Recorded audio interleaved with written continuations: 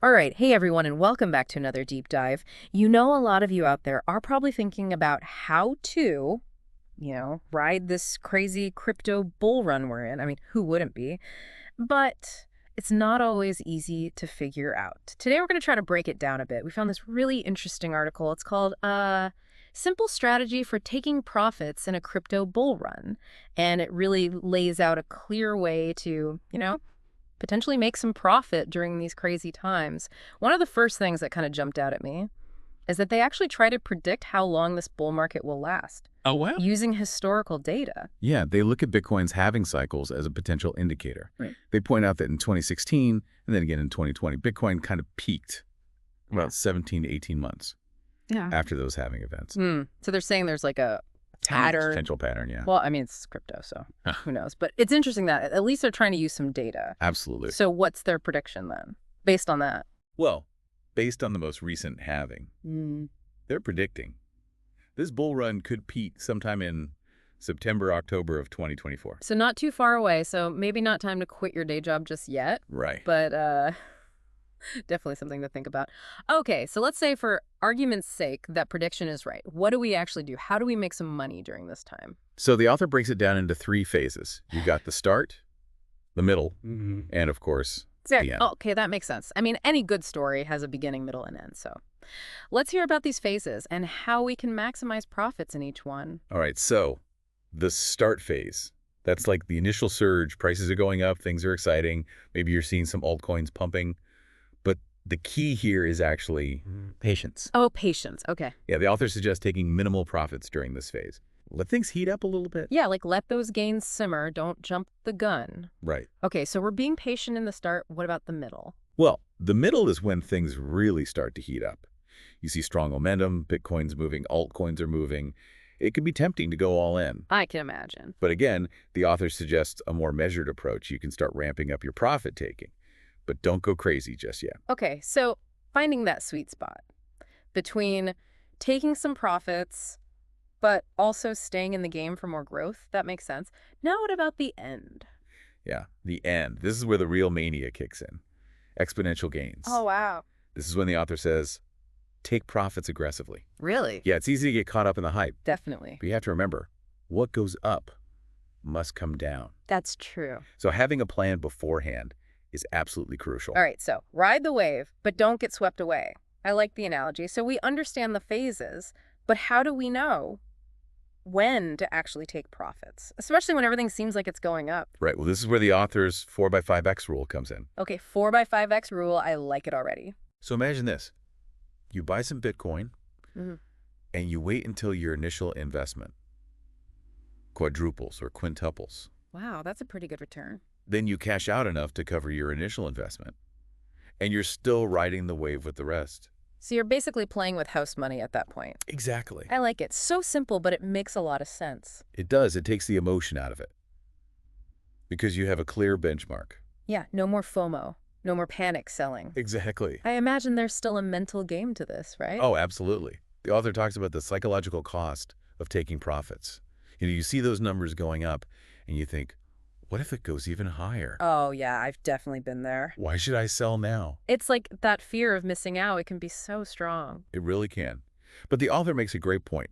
Sometimes it's better to make a solid $100,000 with a simple strategy that you understand than to stress over trying to squeeze out another $20,000 with some complex strategy you barely understand. And potentially lose it all. Right. That's a really good point. Sometimes simpler is better, especially in a market like crypto. So we've got these phases. We've got the 4x5x rule. What else does the author talk about? Well, they go into something called psychological levels in trading. Okay, psychological levels. I'm intrigued. So these are basically like mental magnets for traders. Think about round numbers. $10, $100, $1,000. Okay, yeah. These prices can trigger actions, sometimes driving the market up, sometimes driving it down, just because they feel significant to people.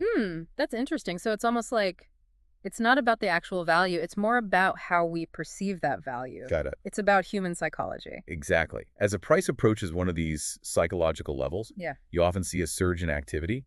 Some traders might take profits, others might place orders, and this can cause the market to stall or even reverse. Wow. So it's like Even though we know these levels are somewhat arbitrary, they still have a real impact on the market. They do. But wait, wouldn't that mean that these levels become even stronger because we know about them? That's a good point. It's like a paradox, right? It is. It highlights how much psychology plays a role in markets. The more people believe in these levels, the more they act accordingly. And the more the market seems to validate those beliefs. It's almost like a self-fulfilling prophecy. In a way, yeah. Okay, so understanding these psychological levels could actually be an advantage then. Absolutely. So we anticipate potential areas of resistance or support. So instead of just looking at charts and indicators, we should also be paying attention to these psychological factors, like trying to understand the mood of the market. You could say that. The author gives an example, right? They do. To illustrate this point. Yeah, they talk about Solana's price action back in 2021. Solana. Back in the good old days. Remember how Solana struggled to break through certain price points? Yeah, it kept hitting resistance. Around $10, then $15, then $20. Like it just couldn't get past those numbers. It's a classic example Yeah. of psychological levels in action. So many traders were probably taking profits at those levels or placing orders, creating that selling pressure. Exactly. It's fascinating how human psychology can have such a tangible impact on the market. It really is. And it all comes back to the author's main message, understanding these simple principles, like the 4x5x rule, and the impact of psychological levels, can help you navigate a bull market much more effectively. Yeah, instead of getting caught up in the frenzy, we can step back, observe the psychology at play, and make more informed decisions. Exactly. Sometimes the simple approaches are the most powerful. I agree. This is already giving me a whole new perspective on how to approach this bull run. I'm excited to see what other insights we uncover in this deep dive. You know, if we're talking about these psychological levels, it kind of makes you wonder, if everybody knows about them, do they just become even more powerful? Almost like a self-fulfilling prophecy. Right. Does knowing about them actually make them stronger? It's a really interesting question. Yeah. And honestly, it's something that the article doesn't really address. But here's what I think is interesting. It's like a feedback loop. Right. The more people that believe in these levels, the more they act accordingly. And then the more the market seems to validate those beliefs. So we're all kind of like reinforcing them together. Exactly. It's fascinating. So even in this decentralized world of crypto, human behavior is still a huge driving force. It is, which is why I think the most important thing to take away from all this is self-awareness. Yeah. You really need to understand your own psychological biases, your own tendencies as a trader. You mean like recognizing things like FOMO? Or maybe holding on to losing positions for too long, because we've all been there. Exactly. We're all human. We all have those emotional impulses. Right. But recognizing them and having a plan in place can make a world of difference. Yeah. So it's like we're trying to preempt our own bad decisions. I like that. And the article also talks about simplicity, which we're always talking about here on the deep dive. Absolutely. Keeping it simple. Right. The author even asks this question. Would you rather aim for $100,000 using a simple strategy that you understand and can execute consistently? Or would you try to chase $120,000 with some super complex strategy that might require more time, more skill, more stress? I think a lot of people would probably happily take the $100,000. I think so too. A little less money, but a lot less stress. And potentially fewer mistakes. Exactly. So I want to circle back to something we talked about earlier, that prediction about the bull run peaking in September or October of next year. What are your thoughts on that? Well, it's a bold prediction for sure. Yeah. And while those halving cycles are interesting, I think it's important to remember that the crypto market is notoriously unpredictable. Oh, yeah.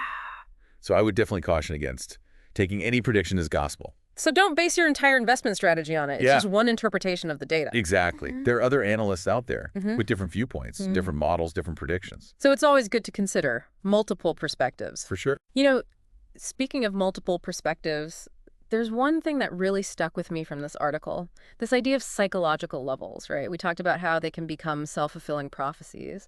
But what if we kind of flip that on its head? Oh, I'm intrigued. What do you mean? Well, if we know that these levels are largely driven by human psychology and collective expectations, could we potentially use that knowledge to our advantage? Like, could we hack those psychological levels to kind of anticipate market movements? That's a fascinating question. And honestly, I don't have a definitive answer, Okay. but it definitely raises an interesting point about how interconnected psychology and market behavior really are. If enough people believe in a certain price level, it can absolutely influence how the market behaves. So it's like, if everyone believes Bitcoin will hit $200,000, then they start acting accordingly. Well, maybe it actually will. It's a bit mind-bending. Right? But that's what makes the crypto market so dynamic. Yeah. It's not just about numbers and charts. It's about understanding the human element, Well, it's psychology. the psychology of the crowd. Yeah. It's like, we're not just passive observers in this market. We're active participants. Right. And our decisions, both individually and collectively, can actually shape its trajectory. Exactly. Now, before we wrap up this deep dive, I want to leave you with a final thought, something that wasn't explicitly addressed in the article, but that I think is worth pondering. We've talked a lot about profiting during a bull market, but what happens when things inevitably turn bearish? How do these principles of profit-taking and psychological awareness Oh. apply in a down market? That's a great question, because bear markets are a part of the cycle, just like bull markets, Right. and navigating them successfully can be just as important. Right. And while the specific strategies might differ, the underlying principles we've been discussing are just as relevant, if not more so. Oh. Being aware of your emotions, avoiding impulsive decisions, and having a clear plan in place. These things can be even more crucial during a downturn. So even though this deep dive has focused on bull market strategies, maybe the bigger lesson here is about cultivating a mindset Yeah, that can help you navigate any market condition. I think that's a brilliant way to put it. Yeah, it's not just about chasing profits. It's about developing a sustainable approach to investing, one that accounts for both the opportunities and the challenges that inevitably come with the world of crypto. Well said. This has been an incredible deep dive. I feel like we've only scratched the surface of this topic, but it's given me a lot to think about. And hopefully our listeners feel the same way. You know, it's amazing how we can have these like in-depth conversations about this market that's supposed to be all about, code and algorithms, and yet we just keep coming back to this idea of human psychology. Right, it's fascinating, isn't it? I mean, at the end of the day, markets are driven by human decisions. Right. And those decisions are influenced by our emotions, our biases, and even like the stories we tell ourselves about what's going to happen in the future. It really makes you wonder, like, what if we could somehow map the collective psychology of the market? Then maybe we could actually like predict its movements with some crazy level of accuracy. That's like the holy grail of behavioral finance, isn't it? Understanding the mind of the market. Right. But of course, it's incredibly complex because every trader out there is bringing their own unique set of experiences, their own beliefs, and their own risk tolerance to the table. Yeah, it's like we're trying to predict the weather, but instead of, analyzing wind patterns and temperatures, we're trying to analyze millions of individual thoughts and emotions. That's a great analogy. Yeah. But even though it's complex, I think it's actually empowering to realize that psychology plays such a vital role because it means that we're not just these passive observers in the market, we're active participants. Right. And our decisions, both individually and collectively, can actually shape its trajectory. And that brings us back to that idea of self-awareness that we were discussing earlier. Like the author of the article we've been talking about really emphasizes using simple strategies, especially for newer investors. But I think self-awareness is just as crucial no matter how much experience you have. Oh, I absolutely agree. So it's all about knowing yourself right. Knowing if you're prone to FOMO or if you tend to hold on to those losing positions for way too long, or if you're just easily influenced by like the hype or those news headlines. Exactly. Yeah, it's like knowing your own risk tolerance, but on a much deeper level, like almost understanding your own emotional trading patterns. That's a great way to put it. Because the more you understand yourself as a trader, the better equipped you'll be to handle like all the inevitable ups and downs that come with, being in the market. Couldn't agree more. And it's an ongoing process, of course, but it's definitely worth the effort. Definitely. Now, before we wrap up this deep dive, I wanted to leave our listeners with one final thought, something that wasn't explicitly addressed in the article, but that I think is definitely worth considering. All right, lay it on me. We spent a lot of time today talking about how to profit during a bull market. But what happens when things inevitably shift and we enter a bear market? How do all these principles of profit-taking and psychological awareness apply in a down market? That's a great question to end on because let's face it, bear markets are just as much a part of the cycle as bull markets. Exactly. And, navigating them successfully can be just as important. Right. And while the specific strategies for a bear market might be a bit different, I think the underlying principles that we've talked about today are just as relevant, maybe even more so. Okay. Like being aware of your own emotions, avoiding those impulsive decisions, and having a clear plan in place, those things become even more crucial when the market takes a downturn. So even though we were laser focused on bull market strategies today, maybe the bigger takeaway is learning how to develop a mindset that can help you navigate literally any market condition, bull market, bear market, anything in between. Absolutely. It's not just about chasing those profits. It's about developing a sustainable approach to investing, one that considers both the opportunities and the challenges that the crypto world throws at us. Well said. This has been another incredible deep dive. I feel like we've learned so much. It's always a pleasure to explore these topics with you.